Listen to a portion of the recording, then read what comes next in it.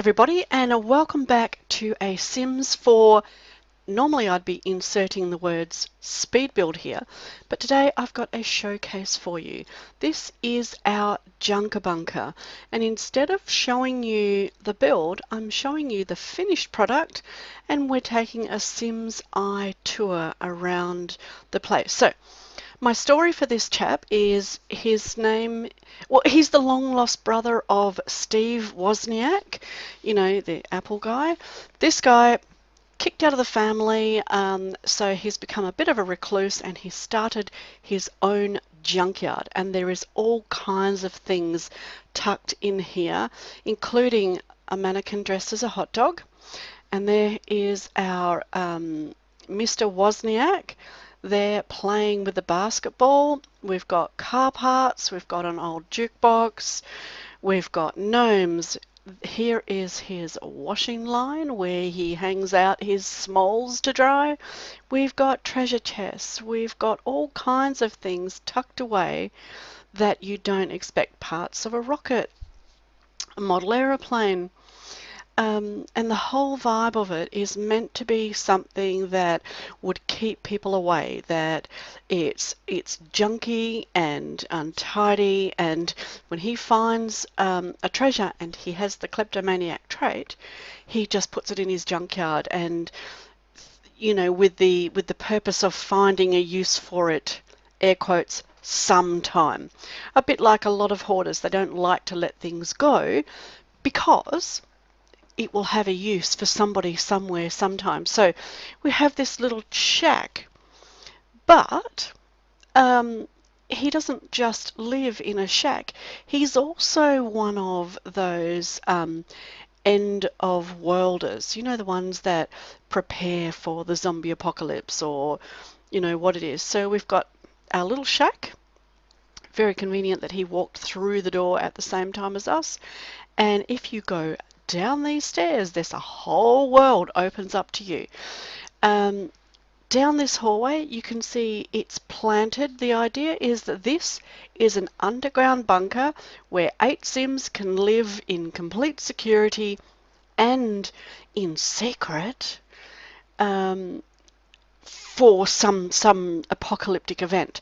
And even though it is still very cluttered, my feeling, or my story for him, is that he has furnished the bunker with items that he has found either in the junkyard or you know, from the junkyard itself. So master bedroom, you can see lots of storage space, lots of little items, things tucked away in corners.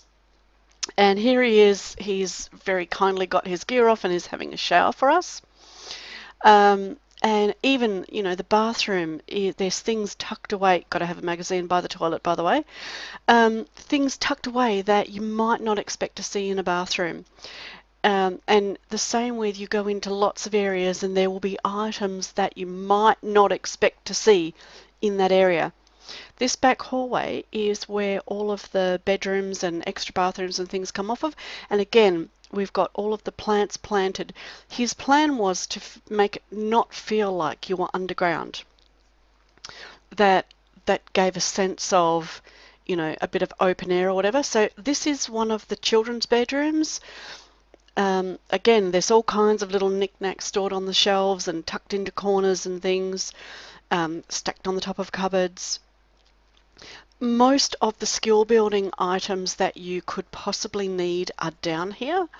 I don't think I have an easel. I can't remember. I did this build a little while ago and I'm just doing the voiceover for it now, so I apologize. There might be an easel. Here's another bedroom. This is set up with a slightly more feminine vibe, but not really.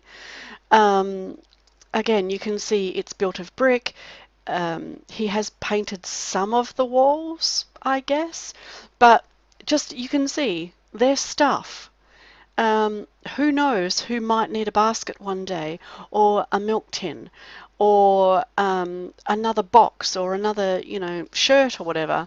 Through here to the main bathroom, and this is obviously, it has ensuite access, so you could have 2 masters here, but this has a door out into the main hallway, and not matching sinks, as you can see. And this door leads into the rec room. And again, you've got your physical skill building tools in here, but he has got a lot of junk in here, and you can see spare tires. And on the walls there, he's tried to recreate, we've gone past it now, but you know, in gyms you have a wall of mirrors where you can watch yourself. Well, he didn't have a wall of mirrors, so he just put various mirrors on the walls so you could see them.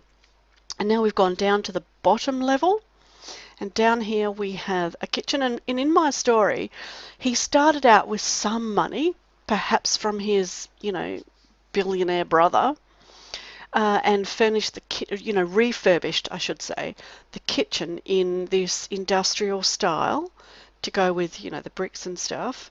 But that's where his actual money finished. So the kitchen looks lovely, but the rest of the place, nothing matches. You could have a pet down here. Is that for a pet, or has he just collected that cat tree? You'll never know unless you play in the house. None of the chairs are matching around the dining table. We've got, you can see that's a bonsai tree for building your gardening skill, and into a storeroom where you've got your laundry items and then storage. Oh look, I did put an easel and some painting supplies and more storage because in a bunker, that's what you would expect to see. Boxes and, you know, guitar amp, of course. He doesn't play the guitar, but upstairs on the floor above, he does have some guitars. So somebody might play the guitar who lives here. So you've pretty much got all of your skill building items. You've got sleeping for 8 Sims. You've got the outdoors bought inside. You've got almost a secret entrance because it's inside that tumble down shack. You've got woodworking benches. That's, I think, an archaeology bench there. You've got a keyboard back there. Kids' toys out in the play area. A chess set. And here we are on our way back up to the outside. Back into his little shack and back out into the junkyard. I've got a couple of screenshots for you that will give you an idea of how it looks, and we're off to the street.